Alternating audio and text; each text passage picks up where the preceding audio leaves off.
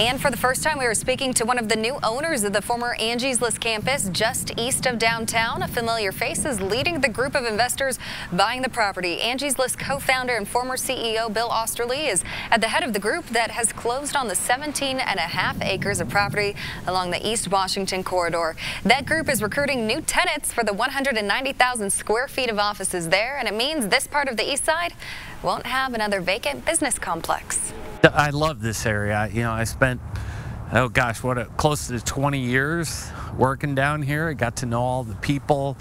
Angie's List was a part of its rebirth and redevelopment, and we were always welcomed here. We always participated. We loved the neighborhood, Holy Cross, and so this is a home for me.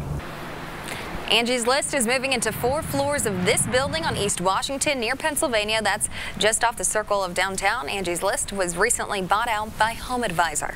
It's not quite St. Patrick's Day yet, but as you can imagine, the partying is underway. The Golden Ace Inn on Washington Street is the oldest Irish bar in Indianapolis. A two-day celebration kicked off tonight. It's a busy party weekend because of the holiday and the NCAA tournament. And police are on alert.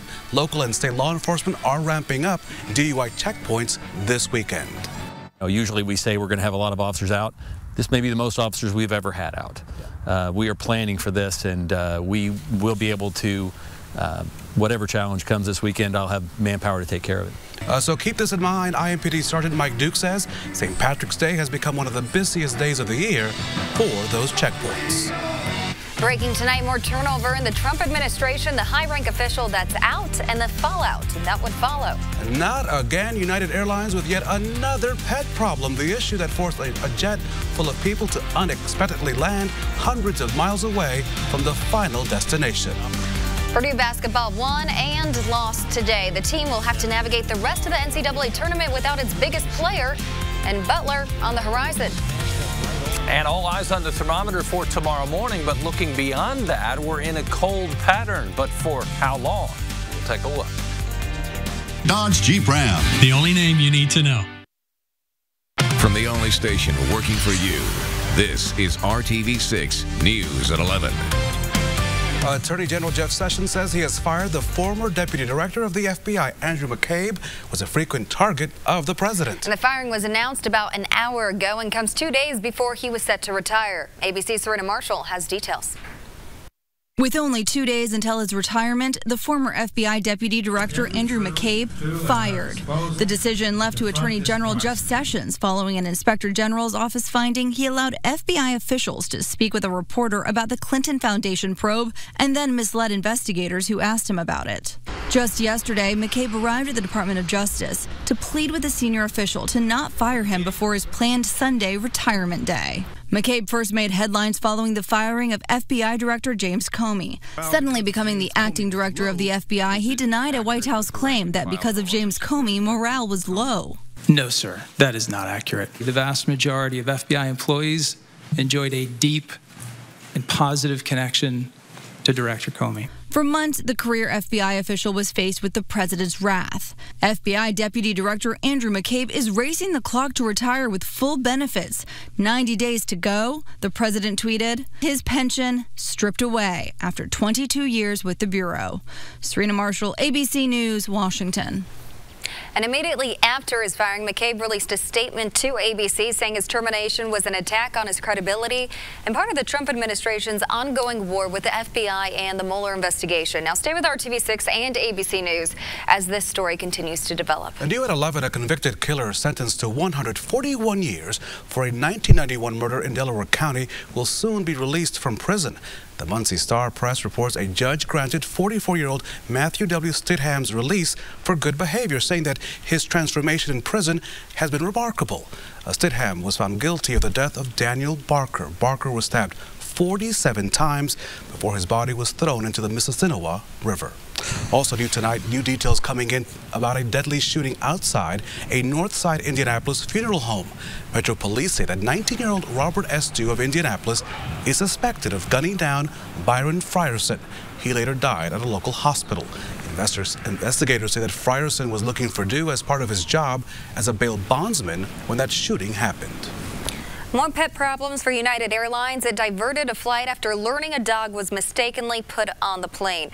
The flight was headed to St. Louis from Newark last night. The airline dropped off the dog in Akron, Ohio, where the owner picked it up. This is the third reported pet-related mishap for United just this week. It accidentally flew a dog to Japan, and a puppy died when a flight attendant put it in the overhead bin. CSX Transportation saying it's working to adjust its schedules after reports of stopped trains making kids late for school.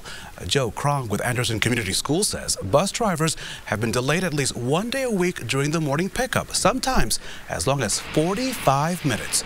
It's forcing drivers to reroute, which leads to a domino effect. Depending on how late they are, they may or may not have missed breakfast, and some of our kids don't eat unless they're at school. They eat breakfast, they eat lunch, and they don't eat again until breakfast the next day. We got a response from CSX. They tell RTV6 its operations team is working on adjusting schedules. It's not clear exactly when that will happen. The Department of Public Works is switching gears tonight. Crews are out right now salting roads to prevent slick conditions. Pre-treating will continue through the morning. And DPW continues to make progress on pothole patching, but for many drivers, the damage is already done. Bob and Karen Whalen say a pothole on South High School Road damaged their car. The repairs cost almost $800. Like hundreds of others, they filed a claim with the city and were denied. You expect potholes, to do some damage. This was more like a small lake. It was just outrageous. And since I followed all the directions, I thought for sure that there's no way they could deny this. Now, the denial letter said the city did not have enough notice to fix the pothole, but the Department of Public Works tells RTV6 there has been an open service request for that pothole since January 31st, 2 weeks before it damaged Whalen's car. The Whalens want to know what more could they have done to get their claim approved. The city denied RTV6's request to answer that question, but we will continue to ask. And remember, you can report potholes by calling the Mayor's Action Center at 317-327-4622.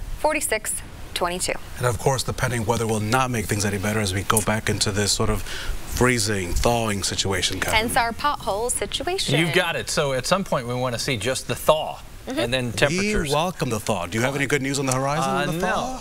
No. Even if you, no. If you were using a magnifying glass on the 7-day forecast, you won't find that. As far as our icing potential, 2 a.m. to about 10 a.m. from Indianapolis north, temperatures will be marginal. In other words, right at freezing, maybe just a little bit below. I think the warm ground will help out a little bit. But generally from Crawfordsville down through to Lebanon, Zionsville, Carmel, Fishers to Greenfield, just on the north side of the metro area and north, the most likely spot to see the freezing rain. And there is your advisory in effect until mid-morning, as we mentioned. Temperatures do come above freezing by about 10 a.m. and that will start to change any slippery conditions into just wet roads. 34 in Fishers, 40 in Indy, 41 in Terre Haute. Once the rain starts in the southwest, we'll get what we call evaporational cooling, and you'll see these temperatures drop off more, come close to that freezing mark. Here we are at 5 o'clock in the morning. See all the 32s on the board in the pink? That would be your freezing rain. As this pushes to the north and east, temperatures through 7 a.m. at or slightly below freezing. That will be probably the more critical time in this 5 to about 9 a.m. window. If you can delay things just a bit in the morning, then you'll have a little better time, I think, on the roads. First half of the weekend, definitely the questionable half. St. Patrick's Day, quite cool, 40 degrees. That's our high temperature with the showers through the afternoon. Sunday, much more comfortable, 54, and that comes with sunshine. As we mentioned, you've got your morning mix from freezing rain to rain, 36 with a few showers still around, and only 40 your St. Patrick's Day high temperature. Don't forget, we'll mix in some wet snow with this. 10 o'clock to 1, there are the light rain showers in central Indiana. Still a few lingering between 4 and 7. The clearing line to the north setting the stage for what will be the better looking Sunday. Hourly temperatures tomorrow climb maybe above the 40-degree mark south of Indy, definitely above 50 degrees on Sunday. And this comes with sunshine. It's one of the best days in the short-term forecast because even though we're mild Monday, back to a chance for rain and mixing with snow as we go into a colder Tuesday. Said this before, it's not a bold statement. We are far more likely to have snow before we see temperatures in the 60s once again. At this point of the year, I'm going to just say boo. Boo-hoo. Only because, it's time. I know. It's time to change. Winter, say goodbye. Kevin, you have a good weekend. You too. I don't have anything else to say. Yeah. Sports. That's it. Brad Brown and sports. Get it We warm still for love May. you, Kev. Get it warm for May. There you That's go. it. We'll start thinking Not ahead your on that forecast. already. No rain. No rain in March, May. though. March is about the hoops, and we got the Bulldogs and the Boilers moving on, but there will be one big piece of that puzzle missing on Sunday. We'll explain coming up. For the people. Nobody else to turn to. Thanks for joining us here on your Friday evening. We hear it all the time in the month of March. Play the game that's in front of you and play the team that's on the court. Purdue now has a huge gap to fill with Isaac Haas out for the season, but the Boilermakers certainly have the guys to keep their run going. Sluggish start today against Cal State Fullerton. Only 20 points scored in the first 16 minutes for Purdue, but Carson Edwards got going late in the first half. 13 points before the break. Purdue managed a 9-point lead at halftime. In the second, Boilers offense starts